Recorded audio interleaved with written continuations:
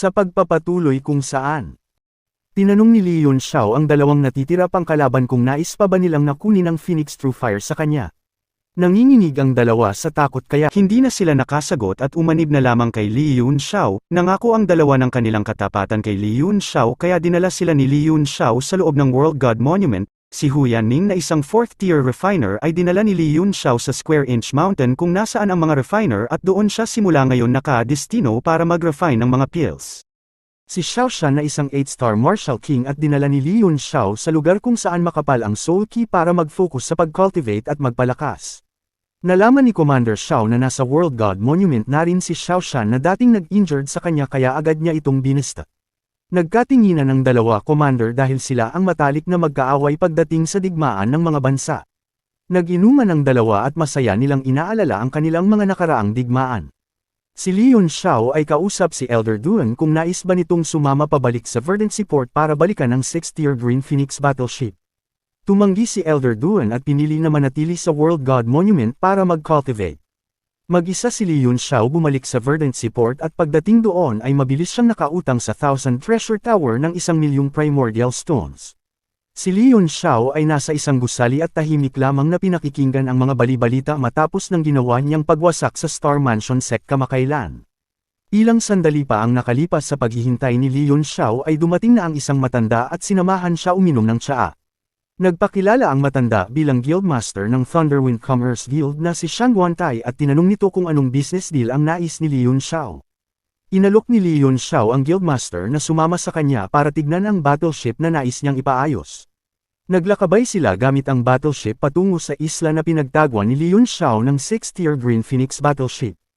Pagdating sa lugar ay agad na ni-release ni Li Yunxiao ang formation at unti-unting lumabas ang 6th-tier Green Phoenix battleship. Nang makita ito ng Guildmaster ay laking gulat niya na isa itong 6th-tier Green Phoenix battleship at mas lalo pa siyang nagulat dahil ang 6th-tier Green Phoenix battleship ay galing sa Star Mansion sect kaya napagtanto nito na si Li Yunxiao ang salarin ng pagkawasak ng Star Mansion sect. Tinanong ni Li Yunxiao kung nais bang bilhin ng Guildmaster ang impormasyon patungkol sa pagkawasak ng Star Mansion sect. Humingi naman ng paumanhin ng Guildmaster at tinanggihan ang alok ni Li Yunxiao subalit hindi niya lubos akalain na isang bata lamang pala ang salarin ng pagkawasak ng Star Mansion sect at kasalukuyang inaakusahan ng Three Great Sect sa Verdancy Port sa pag-aakalang sila ang rason ng pagkawasak ng nito. Tinanong ni Li Yunxiao kung magkano ang presyo ng pagpapaayos ng 6th-tier Green Phoenix battleship. Sumagot naman ang Guildmaster na aabutin ng isang buwan bago ito maayos at gagasto si Li Yunxiao ng 1,000,000 middle-tier Primordial Stone. Agad namang binayaran ito ni Li Yunxiao kaya nagkaroon na sila ng kasunduan. Nang malaman na ng Guildmaster na tama ang bilang ng biniyad ni Li Yunxiao ay nilabas na niya ang isang artifact at ibinato sa 6th-tier Green Phoenix battleship. Ilang sandali pa ay biglang nag-transform ang artifact sa isang malaking tela at binalutan ang buong 6th-tier Green Phoenix battleship. Gamit ang kamay na robot ng Guildmaster ay baliwala lamang niyang dinampot ang isang malaking 6th-tier Green Phoenix battleship at mabilis na isinilid sa kanyang damit. Pinalakpakan naman siya ni Li Yunxiao dahil napakaganda ng kanyang ginawa. Pagkatapos ng lahat ay agad na umalis si Guildmaster at nagkasundo sila na dito na lang ulit magkita pagkatapos ng isang buwan. Sa gusali ng Thunderwind Commerce Guild ay nagkaroon ng pagtitipon para pagplanuhan ang darating na Mount Meru.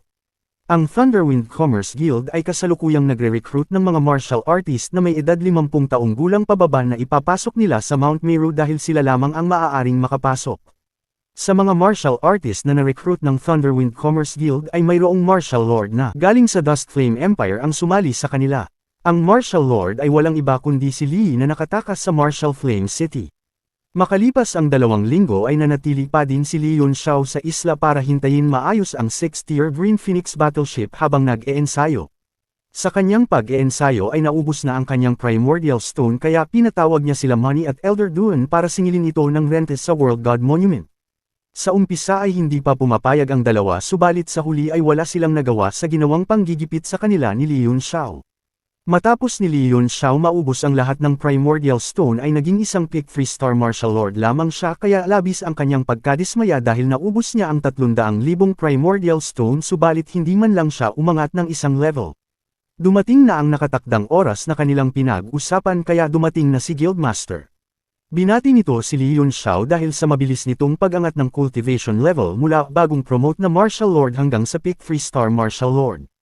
Dagdag pa niya na sa lakas na taglay ni Li Yunxiao ay wala na itong magiging problema para maging kwalipikado na makapasok sa Mount Meru. Sa mga sinabi ng Guildmaster ay naunawaan ni Li Yunxiao na ang Thunderwind Commerce Guild ay masyadong iniimbestigahan ang kanyang background kaya pinaringgan niya ito ng bahagya. Naunawaan naman ng Guildmaster na batid na ni Li Yunxiao na niimbestigahan nila siya at hindi ito ni Li Yunxiao nagustuhan kaya agad humingi ng paumanhin ang Guildmaster at hiniling kay Li Yunxiao na wag nang palakihin pa ito at tinatanggap na niya ang kanyang pagkakamali at pagsuwi sa rules ng Thunderwind Commerce Guild. Para mabago ang mood ni Li Yunxiao ay agad na nilabas ng Guildmaster ang kanyang artifact kung saan naroroong ang 6th-tier Green Phoenix Battleship. Sinabi ng Guildmaster na nagawa na nila itong maayos mula sa pinakamaliit at sa pinakamalaking problema kaya magagamit na ito ni Li Yunxiao ng buong buo. Umakyat si Li Yunxiao sa 6th-tier Green Phoenix Battleship para tignan ang sitwasyon nito at nalaman niya na naayos na ang lahat ng 100 array at ang mga sira nitong parte. Bumaba si Li Yunxiao at sinabi sa Guildmaster na wala siyang nakitang problema sa 6th-tier Green Phoenix Battleship kaya ayos na ang kanilang naging deal. Bago pa man sila magpaalam sa isa't isa ay tinanong ng Guildmaster si Li Yunxiao kung tumatanggap ba si Li Yunxiao ng request o komisyon. Tinanong ni Li Yunxiao kung sa Thunderwind Commerce Guild ba o sa kanya mismo bilang Guildmaster manggaling ang komisyon. Hindi mahanapan ng Guildmaster si Li Yunxiao ng butas para makalamang sa kanilang magiging business deal kaya sinabi niya na sa Thunderwind Commerce Guild manggaling ang komisyon. Tinanong ni Li Yunxiao kung ano ang komisyon na agad namang sinabi ng Guildmaster na ito'y patungkol sa pagbubukas ng Mount Meru sa Dustflame Empire at malapit sa bansang Tianshui. Ipinaliwanag ni Guildmaster na kailangan lamang ni Li Yunxiao na kunin ang isang item mula sa Mount Meru at ibigay sa kanila. Inabot ni Guildmaster ang isang mapa kung saan si Li Yunxiao magtutungo. Nang makita ito ni Li Yunxiao ay nagkaroon siya ng matinding reaksyon na tila ba alam niya na kung ano ito. Ipinaliwanag ng Guildmaster na mayroong kayamanan ang natagpuan mula dito dati at bigla na lamang itong nawala kaya sa kanilang palagay ay bumalik muli ito sa dati niyang kinalalagyan sa Mount Meru. Dagdag pa niya na kung magagawa ito ni Li Yunxiao ay makakatanggap siya ng 10 milyong Primordial Stone. Habang tinitignan ni Li Yunxiao ang mapa ay batid na niya kung ano ang naririto at kung sino ang nagpapakomisyon nito. Dahil batid ni Li Yunxiao na hindi galing sa Thunderwind Commerce Guild ang nag-request ng komisyon ay tinanong ni Li Yunxiao kung nasaan ang nag-request ng komisyon. Tinanong naman ni Guildmaster kung paano naman nalaman ni Li Yunxiao na hindi ito nagmula sa kanila. Sinabi ni Li Yunxiao na ang larawan sa mapa ay isang art style ng kanyang matagal ng kaibigan kaya batid niya na iyon ang nagpakomisyon nito. Dahil batid ni Li Yunxiao na narito rin ang kanyang kaibigan sa Southern Region ay hiniling niya kay Guildmaster na sabihin sa kanya ang lokasyon nito. Napaisip ng matindi si Guildmaster dahil ang nagbigay ng komisyon sa kanila ay masyadong misteryoso at wala silang pagkakakilanlan dito bukod sa palagi itong may dalang ordinaryong instrumento. Naalala niya ang utos ng kanilang headquarters na kahit anong mangyari ay gawin nila ang lahat ng kanilang makakaya para mabigay ang nais ng nagpakomisyon at bigyan ng pinakamataas na uri ng pagtrato. Hindi pumayag na si Guildmaster na ibigay ang impormasyon kay Li Yunxiao dahil labag iyon sa patakaran ng kanilang Commerce Guild. Tinanong ni Li Yunxiao kung ang tao ba na kanilang nakaharap ay palaging may hawak ng ordinaryong instrumento. Nanginig ang buong pagkatao ni Guildmaster dahil tama ang sinabi ni Li Yunxiao subalit pinili pa din niyang manahimik at tinikom ang kanyang bibig. Nakiusap siya kay Li Yunxiao na tigilan na ang pagtatanong patungkol dito dahil baka manganib pa ang kanyang buhay kung magkamali lamang siya ng isang impormasyon. Pagkatapos ng kanilang usapan ay agad na silang nagpaalam sa isa't isa. Bumalik na si Li Yunxiao sa Dustflame Empire at agad siyang nagtungo sa Kapitolyo kung saan naruroon ang mga noble at royal family. Dumating na ang nakatakdang araw ng kanilang labanan ng Young Master ng Zhou family dahil ikatlo na ng buwan nang huli silang magkita at kunin nito si Princess Roxo. Si Li Yunxiao ay nakalutang sa ere habang nasa harap ng mansyon ng Family Zhou.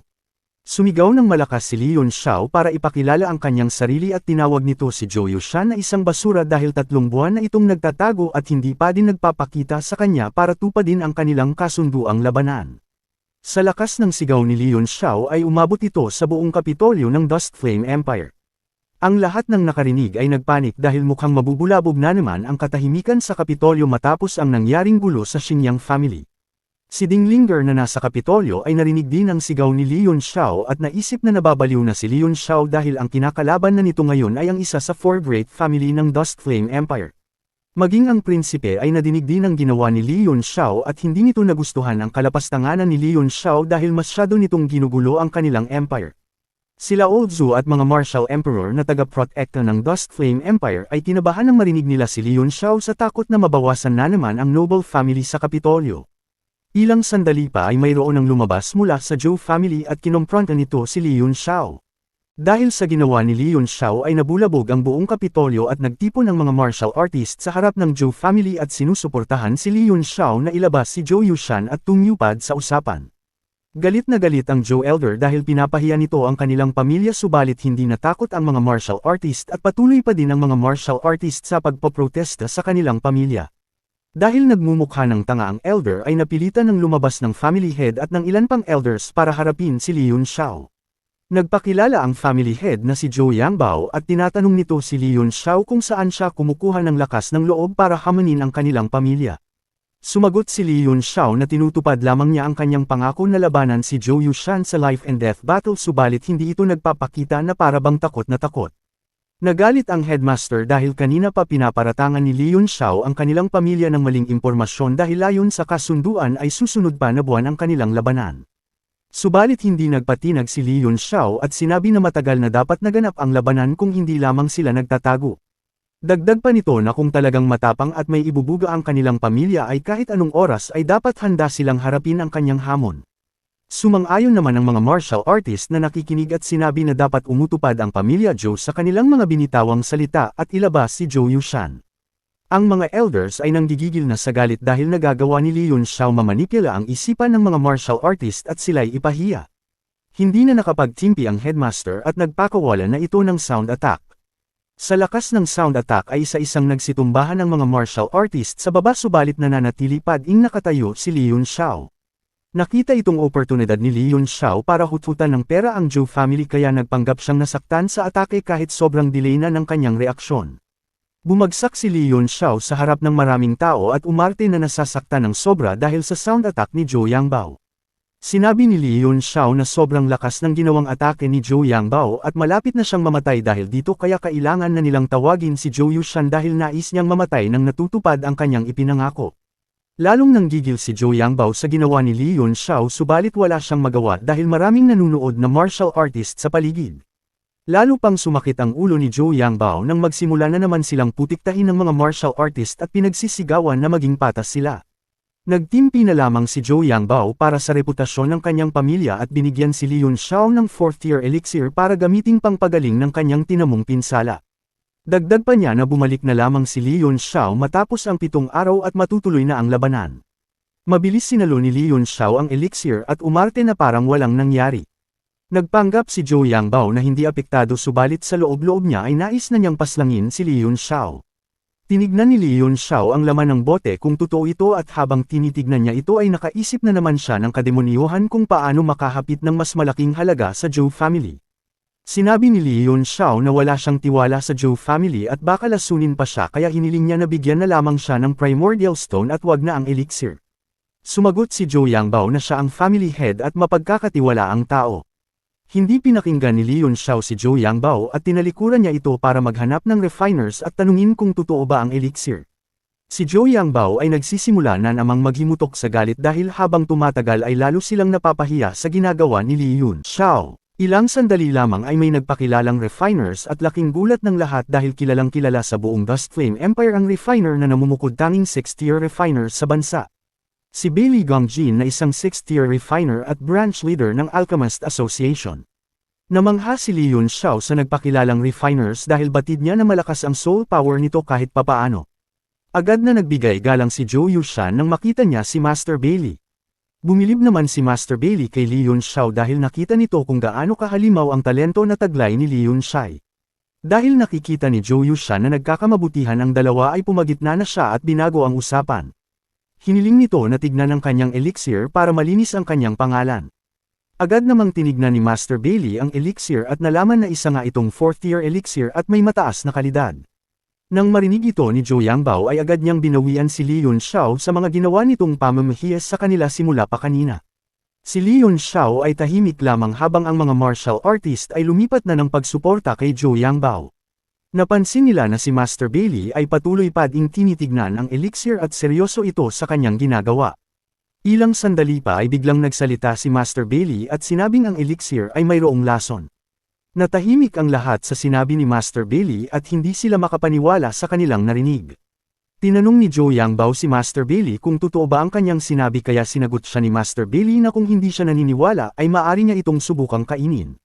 Inabot ni Master Bailey ang elixir sa kanya subalit dahil takot siyang mamatay ay tinawag niya ang 7th Elder ng kanilang pamilya para ito ang sumubok kumain. Nanginig sa takot ang 7th Elder dahil batid niya na malabong magkamali si Master Bailey at maaari siyang mamatay. Bagamat delikado ay matapang parent itong kinain ng 7th Elder sa pag-aakalang kaya niya itong labanan gamit ang kanyang kikong totoo mang mayroon itong lason. Pagkakain ng 7th Elder ay agad niya itong pinalibutan ng kanyang ki para hindi ito kumalat. Walang nangyari kay 7th Elder kaya binalikan nila si Li Yunxiao at sinabihang kailangan siyang parusahan dahil sa ginawa niyang pamamahiya sa isang noble family subalit dahil mayroong silang laban ng kanyang anak ay ipagpapaliban na muna ang parusa kung magbabayad si Li Yunxiao ng 5 milyong primordial stones. Maya-maya pa ay biglang naging kulay berde ang mukha ni 7th Elder at nagsimula na itong mahirapan huminga hanggang sa bawian ito ng buhay sa kanilang harapan. Nagulat ang mga nakakita at hindi makapaniwala dahil ang isang Pick 9-star Martial Grandmaster ay namatay sa kanilang harapan. Maging ang mga Martial Emperor sa itaas ay hindi alam kung anong nangyari at anong klase ng lason ang kayang pumatay sa isang malapit ng maging Martial Emperor ng sobrang bilis. Galit na tumitig si Zhou Yangbao kay Li Yunxiao na para bang nais nitong paslangin si Li Yunxiao. Sumigaw si Zhou Yangbao na kahit anong mangyari ay hindi niya paalisin at patatawarin si Li Yunxiao. Hindi natakot si Li Yunxiao at nanatili sa kanyang pwesto habang si Zhou Yangbao ay palapit na sa kanya. Ilang sandali pa ay biglang dumilim ang kalangitan at nang lumingon silang lahat ay sumambulat sa kanilang harapan ang isang malaking battleship. Napaatras sandali si Zhou Yangbao habang ang lahat ay hindi makapaniwala sa kanilang nakikita dahil sa unang pagkakataon ay may lumabas na 6th-tier Green Phoenix battleship sa Dust Flame Empire na kailanman ay hindi pa nangyayari. Malaking tanong sa kanilang isipan kung sino ang backer ni Li Yunxiao at nagawa nitong magdala ng 6th-tier Green Phoenix battleship. Sumagot si Li Yunxiao na siya ay kabilang sa Hammer at wala silang paki kung bakit siya mayroong 6th-tier Green Phoenix battleship. Sa gitna ng kanilang pagtatalo ay may isang lumabas na malakas na nilalang mula sa kalangitan at naglabas ito ng nakakakilabot na pressure dahilan para mapawalang bisa ang mga martial artist.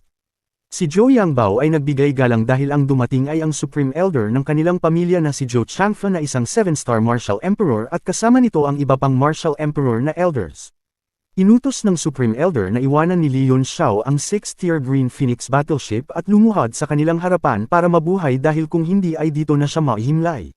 Nanatili si Li Yunxiao na kalmado't hindi takot sa kanila at dahil nais nila ang 6th-tier Green Phoenix battleship ay buong puso itong ibibigay ni Li Yunxiao sa kanila subalit sa ibang paraan. Pinaandar ni Li Yunxiao ang 6th-tier Green Phoenix battleship at mula sa itaas ay nais ni Li Yunxiao na pasabugan ito sa kanila kaya pinatulok ito ni Li Yunxiao sa direksyon ng mga Martial Emperor. Ang Supreme Elder ay nanindigan pa din sa kanyang mga sinabi dahil wala pang nilalang ang sumubok na kalabanan ang kanilang pamilya na nanatiling buhay kaya muli niyang binalaan si Li Yunxiao na huminto sa kanyang ginagawa dahil malabo silang mamatay sa 6th-tier Green Phoenix battleship. Sinabi ni Li Yunxiao na tama ang sinabi ni Supreme Elder at maaring ang ilan sa kanila ay makaligtas subalit hindi nito kayang pigilan ang pagsabog at malabong hindi makasama ang buong angkan ng Zhou family sa hukay na kanyang inihanda. Ang lahat ng martial artist ay isa-isa nang nagsitakbuhan dahil kitang-kita sa mukha ni Li Yunxiao ang desidido siyang pasabugan ang 6th-tier Green Phoenix battleship. Si Ding Linger ay nanatili sa kanyang kinatatayuan kasama si Master Bailey dahil nais niyang makita kung paano ito lulusutin ni Li Yunxiao. Unti-unti nang kinakabahan ng Supreme Elders dahil bagamat hindi siya kayang paslangin ng 6th-tier Green Phoenix battleship ay malabong hindi siya magtamo ng malubhang pinsala sa pagsabog at maubos ang buo niyang angkan na pinuprotektahan. Ilang sandali pa ay hindi na nakatiis ang mga hangal na Martial Emperor at sinubukang pigilan si Li Yunxiao sa kanyang ginagawa. Hindi nagpapigil si Li Yunxiao dahil wala siyang tiwala sa mga Martial Emperor subalit nang si Elder Shi na ang nangako na mamamag-aitan sila sa kanilang away at makakaalis si Li Yunxiao ng ligtas ay biglang pumayag na si Li Yunxiao dahil si Elder Shi ay kabilang sa mataas na posisyon ng Dust Flame Empire at representante ng Imperial Family. Huminto ang battleship sa pagbulusok kaya nakahinga na ang lahat subalit ang hangal na Supreme Elder ay hindi tumupad sa usapan at sinugod si Li Yunxiao. Walang nagawa ang mga hangal na Martial Emperor at sa kanilang harapan ay nagawang atakihin ng Supreme Elder si Li Yun Xiao.